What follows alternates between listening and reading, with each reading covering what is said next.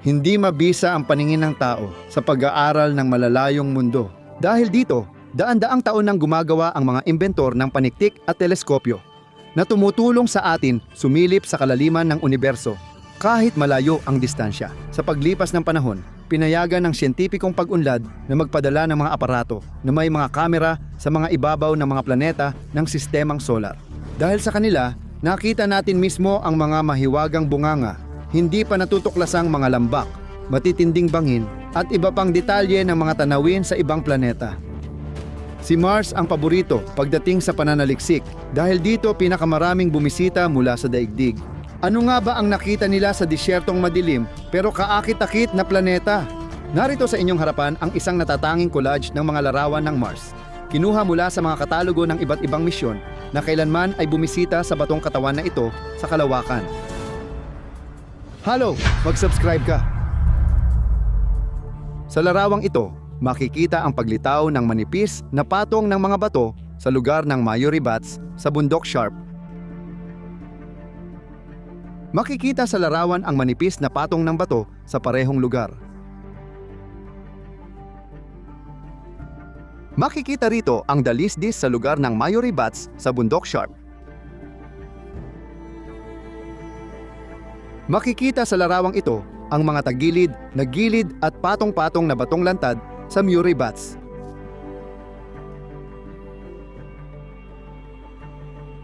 Narito naman ang mapa na nagpapakita ng rutang tinahak ng Mars rover mula sa lugar kung saan ito lumapag noong Agosto 2012 hanggang sa lokasyon kung saan naroon ang rover noong unang bahagi ng Marso 2016.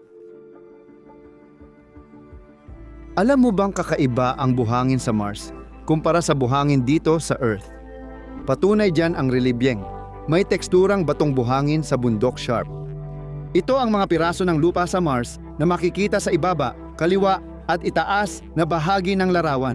Maaari mo itong tingnan gamit ang mikroskopyo tulad ng ginawa noon ng probe na Phoenix. Narito ang close-up ng butil ng buhangin sa Mars. Sa gabi, ginamit ng National Aeronautics and Space Administration ang dikuryenteng ilaw para liwanagan ang regolith. Ang ibabaw ng leeward side ng sand dune na Namib, pero hindi ba't parang Africa rin ito?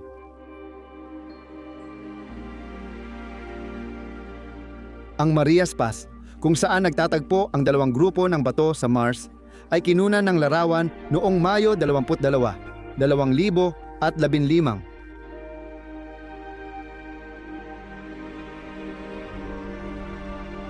Ngayon, titingnan natin ang gilid ng bundok Banyold.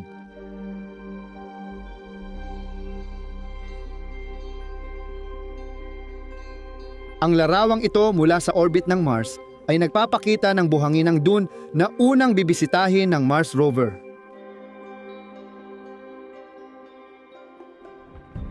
Ipinapakita ng animasyon ang paggalaw ng mga dune na naitala noong 2010 at 2014.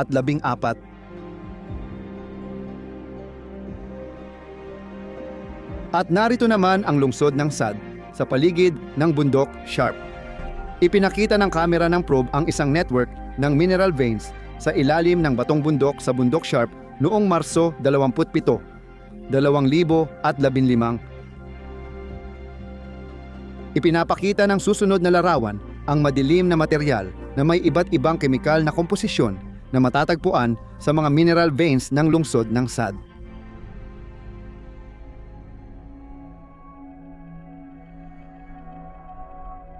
Tingnan ninyong mabuti. Narito sa harap ninyo ang madilim at manipis na material na pumupuno sa bitak ng lupa. Ito ay grupo ng mga larawan, pinagsama-samang mga histogram gamit ang kasangkapang chemistry and camera ChemCam. Gaya ng makikita sa larawang ito, ang mga mineral na ugat sa lugar ng lungsod hardin ay magkakaiba ang kapal at liwanag.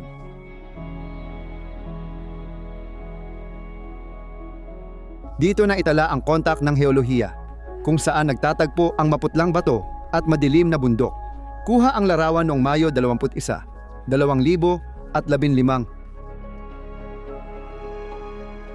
May mas gaganda pa ba sa paglubog ng araw sa bunganga ng Mars?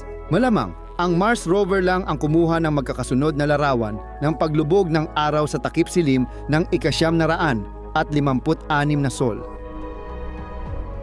Ipinapakita sa mapang ito ang rutang dumadaan sa bundok Sharp.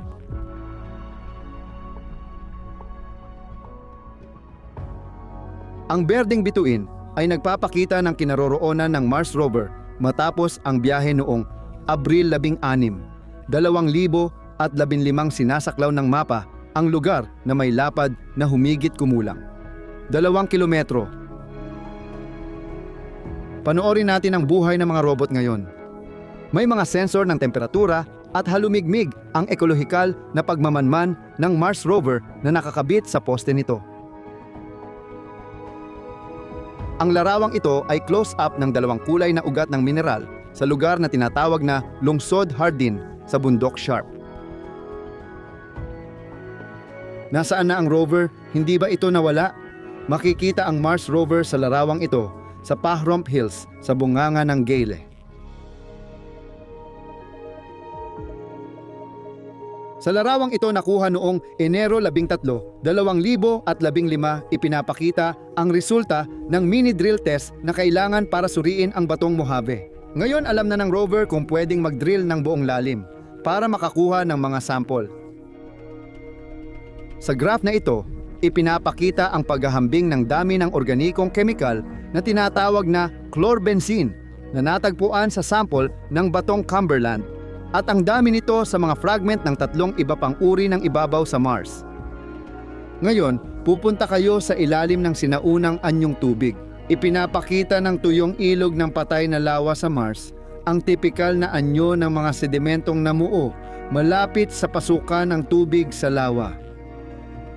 Ang serye ng mga larawang ito ay muling binubuo ang heolohiya ng rehiyon sa paligid ng bundok Sharp kung saan lumapag ang Mars rover. Binago ang mga larawan upang ipakita kung paano maaaring maipon ang mga deposito sa magkakasunod na tuyot at basang mga panahon. Ipinapakita ng larawan ang halimbawa ng manipis at pantay-pantay na uri ng bato na matatagpuan sa Pahrump Hills sa paanan ng bundok Sharp. Ang ganitong uri ng bato ay maaaring mabuo sa ilalim ng lawa. Makikita ang mga kristal na hugis diamante sa pinalaking larawang ito ng batong Mars na tinatawag na Mojave. Itong mga katangiang ito ay nagtatala ng konsentrasyon ng natunaw na asin na malamang ay mula sa natutuyong lawa. Sa larawang ito, ipinapakita ang halimbawa ng cross-bedding na nabubuo kapag dumadaloy ang tubig sa maluwag na patong ng latak.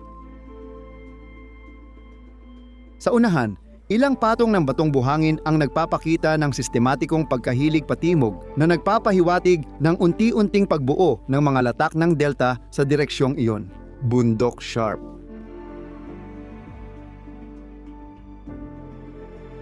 Ngayon, itutok natin ang ating mata sa langit.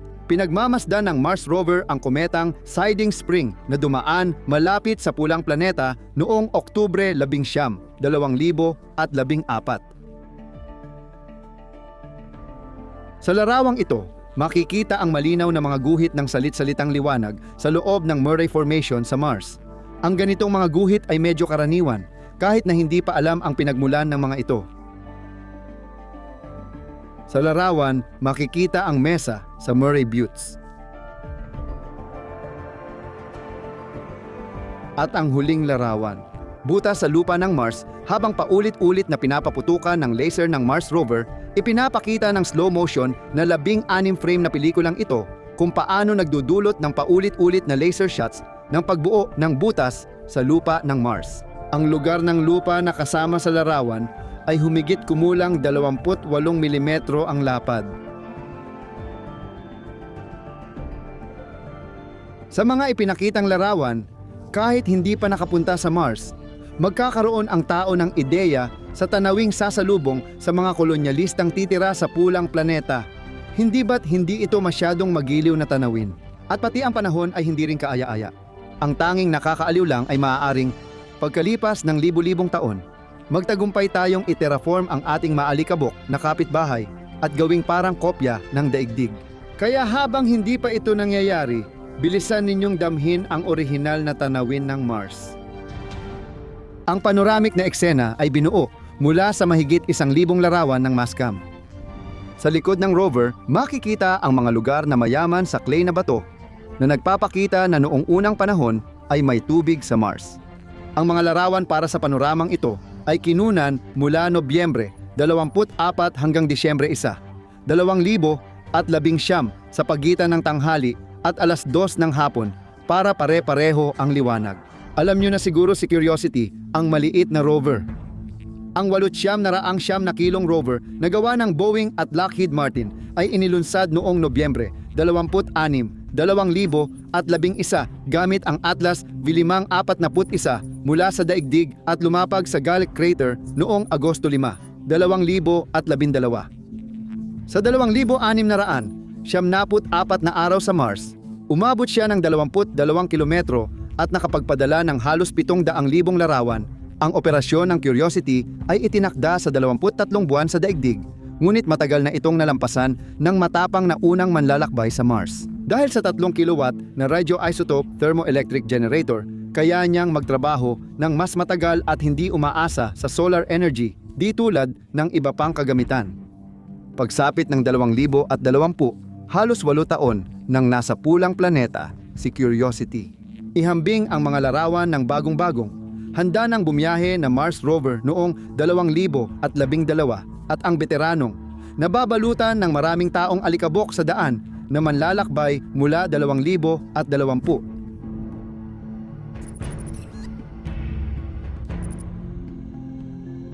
Balikan natin ang kasaysayan ng mahabang paglalakbay ng Mars Science Laboratory na napakabagay ang pangalan, Curiosity, na ang ibig sabihin ay pagkamausisa.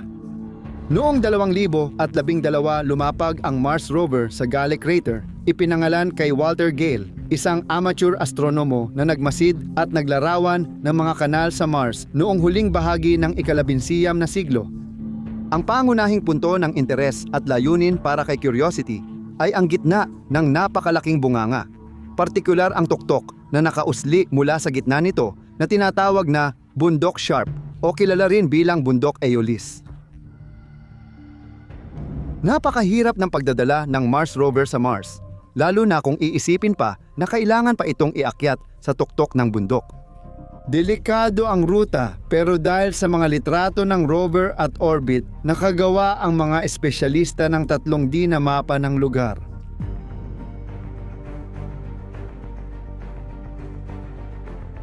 Nahanap ang pinakamainam na ruta na may ilang mga puntong interesante na maaaring bisitahin habang nasa daan.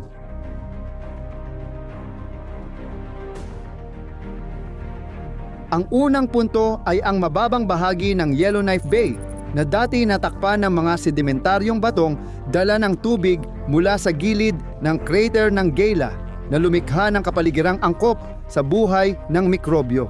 Halos tiyak na umiral dito noong napakatagal ng panahon.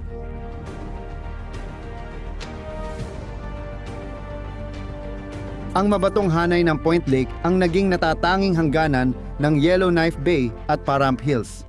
Ang maliit na hanay na ito, na halos 1 metro lang ang taas, ay maaari pa ring magdulot ng problema. Para kay Curiosity, ang orihinal na napiling direksyon ay mukhang masyadong matarik, kaya napagpasyahan na ipadadaan ang Mars rover sa mas maginhawang ruta. Umakyat si Curiosity at napunta siya sa Paramp Hills, sa mismong paanan ng Bundok Sharp.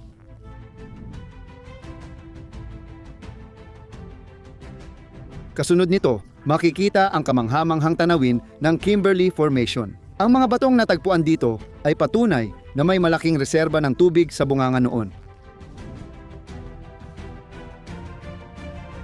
Malapit sa mga mineral veins ng Garden City, napunta ang rover. Mahalaga ang mga larawan ng anyong geolohikal na ito para sa agham dahil malinaw nilang ipinapakita ang mga bitak ng ugat sa makitid at malalim na bahagi. Ang batong Whale Rock o batong balyena ay isang malinaw na halimbawa mula sa aklat ng heolohiya ng cross-bedding ng mga patong ng bato na kilala rin bilang cross stratification. Ipinapakita ng fenomeno na ito ang pagbuo ng mga patong sa isang layer na nakahilig sa pangunahing patag. Dahil dito, Ang sedimentaryong estruktura ay binubuo ng halos pahalang na unit na may mga nakahilig na patong. Ang ganitong epekto sa bato ay maaaring gawin lamang ng tubig at mga agos ng hangin. Maligayang pagdating sa susunod na punto ng ruta ng Bagnall Dunes. Ang tanawin dito ay kapansin-pansing na iiba sa nakita natin kanina. Masasabi nating ito ay nagiging tunay na parang hindi mula sa mundo. Namumukod-tangi ang Namib na buhanginan na may taas na 4 na metro. Ito ang unang larawang nakakuha ng buhanginang burol sa labas ng mga disyerto sa mundo.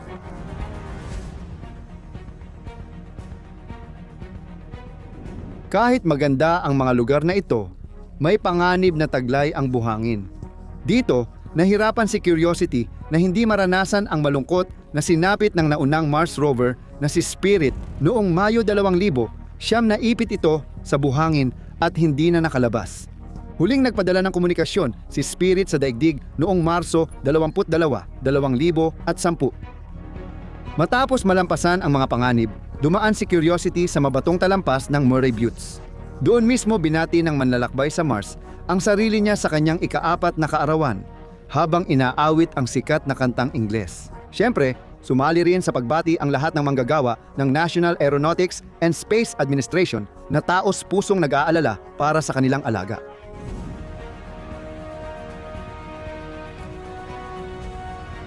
Sa wakas, bumaba ang ating rover mula sa talampas at bumalik sa Bagnall Dunes, kung saan humarap ito sa isang maliit na burol na tinatawag na Ogunquit Beach.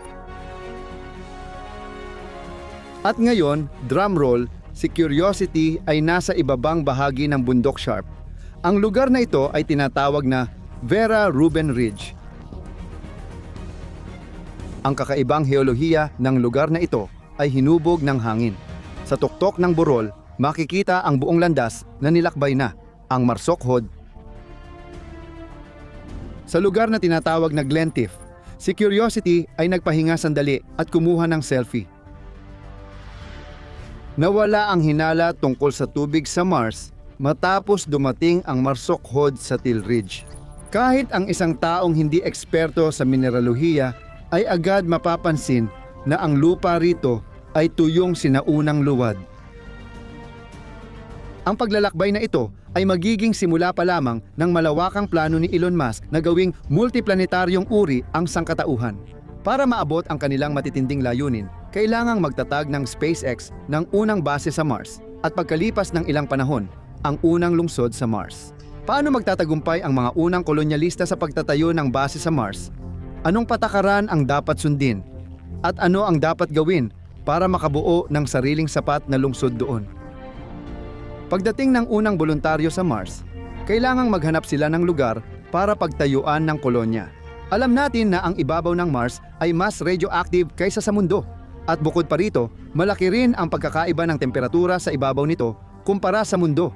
Ang karaniwang temperatura sa Mars ay umaabot sa humigit kumulang minus 40 degrees Celsius, samantalang sa ating planeta ay plus 14 degrees. Malamang na ang tirahan ng mga unang Martian ay itatayo sa ilalim ng ibabaw ng pulang planeta. Sa hinaharap, kung magiging maganda ang mga kalagayan, maaaring makapagtayo ng mas komplikadong mga gusali sa ibabaw.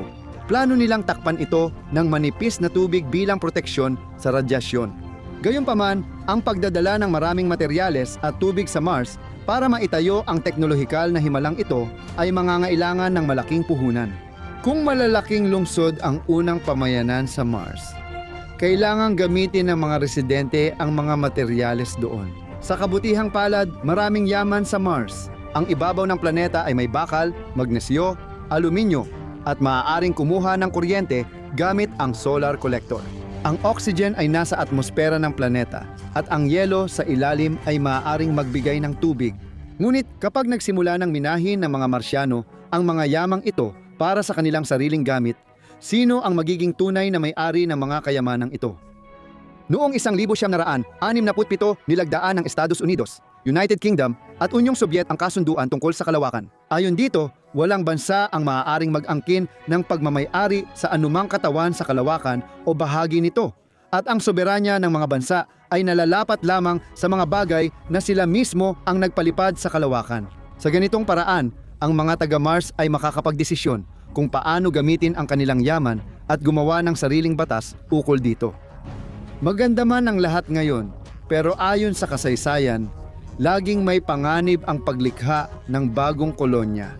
Noong Mayo 1607, 104 katao ang dumating sa Jamestown, unang pamayanang Ingles sa kasalukuyang Estados Unidos.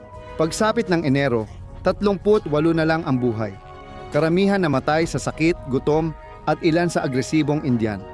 Ang pagtatayo ng pamayanan sa ibang planeta ay magiging mas mahirap pang gawain, marahil halos imposible. Kayang-kaya. Marami pa ring siyentipiko ang naniniwalang hindi pa panahon para kolonya sa ibang katawan sa kalawakan. Ayon kay astronomo Vladimir Georgievich Surdin, mas madali at epektibo ang paglaan ng pagsisikap sa kolonisasyon at pag-unlad ng Sahara, Antarctica o Greenland. Sa mundo, may mga lugar na mas madaling paunlarin, gaya ng halos hindi tinataong Siberia at mga basing dagat ng pandaigdigang karagatan. Para maprotektahan ang sarili mula sa mga alitan sa likas na yaman, dapat lumikha ang mga kolonista ng isang pinag-isang ekonomiya bago pa man sila makarating sa Mars. At ang ekonomiyang ito ay dapat nakabatay sa kalakalan ng mga lokal na yaman o sa pagsuporta sa bagong pera ng Mars. Para gumana ng maayos ang modelong pang-ekonomiya, kailangan ng matibay na lokal na pamumuno. Kasabay nito, may pagkakataon ang mga unang nanirahan na, sa pag-alala sa mga pagkakamali ng nauna, makabuo ng mas makatarungang lipunan. Iminumungkahi ni Elon Musk na ang pinakamainam na sistema sa mga kolonya sa Mars ay direktang demokrasya, kung saan lahat ay maaaring bumoto sa mahahalagang desisyon ng kolonya. Sabi niya, ang representatibong demokrasya na matagal nang ginagamit sa maraming bansa ay madaling kurap at hindi bagay sa mga bagong pamayanan sa Mars. Isa pang problema ay ang posibleng banta ng digmaan. Haharapin ng mga naninirahan ang matinding kakulangan sa mga yaman kung sakaling hindi kasing epektibo ng inaasahan ang mga sistema ng pagkuha ng tubig at mineral. Bukod pa rito, isipin mo ang kalagayan ng kalooban ng isang tao na napakalayo sa kanyang tahanan. Habang dumarami ang kolonyalista, mas nagkakawatak-watak sila ayon sa wika, nasyonalidad at ideolohiya. Kung walang kontrol, maaaring magdulot ng kaguluhan, pagdami ng sakit sa pag-iisip at digmaan ang mga salik na ito. Sa ngayon, mahirap tawaging magiliw na tahanan ang Mars. Pero isipin mo, ang unang henerasyon ng mga batang ipinanganak sa Mars, para sa kanila, malamang na iyon na ang tunay nilang tahanan. Ang mga underground na silungan, sandstorm at radyasyon ay magiging kasing pamilyar sa kanila tulad ng mga kalsada ng lungsod, karagatan at bundok na nababalutan ng niebe para sa atin. Sa kanila, ang daigdig ay laging banyaga. Mahirap ngayong sabihin kung magiging matagumpay si Elon Musk at ang iba pang nagnanais dalhin ang sangkatauhan sa kalawakan at tirahan ang ibang mundo. Ngunit malinaw na ang ganitong dakilang pangarap ay makakatulong magkaisa ang sangkatauhan. Maaaring namuhay sila sa lahat ng problema sa daigdig, ngunit kung magkaisa tayo para sa layunin tulad ng kolonisasyon ng Mars, baka malimutan natin ang mga pagkiling. Mag-like ka kung naniniwala kang balang araw ay itatayo ang mga lungsod ng tao sa ibabaw ng lupa ng Mars. At mag-iwan ng komento. Ano-ano pa kaya ang mga problemang maaaring kaharapin ng mga unang naninirahan sa Mars? At sa palagay mo, ano ang makakatulong upang malutas ang mga problemang ito? Abangan ang susunod. Panoorin ninyo, Alikabok Diablo ng Mars sa Gale Crater Sol. 1,577.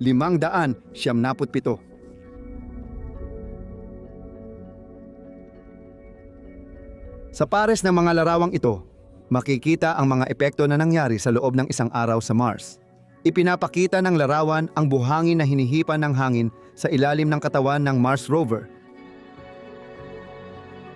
At ang larawang ito ay bumabalik sa atin sa sinaunang nakaraan ng Mars.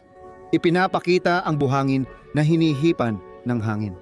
Ang grid na ito ng maliliit na polygon sa ibabaw ng batong Mars sa kanang gilid ay maaaring nabuo dahil sa mga bitak sa natutuyong putik mahigit 3 bilyong taon na ang nakalipas. At isa pang kawili-wiling larawan, sa unahan ay makikita ang mga batong may lilang kulay malapit sa kinaroroonan ng Mars rover noong katapusan ng 2016 sa bundok Sharap. Gusto mo bang makita ang bakal nickel na meteorite na tinamaan ng laser ng rover noong Oktubre 30, 2016? Dapat ding banggitin na ang maitim na bato na may makinis na ibabaw ay masusing sinuri gamit ang mga laser pulse at nakumpirma bilang bakal nickel na meteorite. Ito ang 360 degree panorama ng rover sa Mars. Ganito ang itsura ng madilim nating kapitbahay.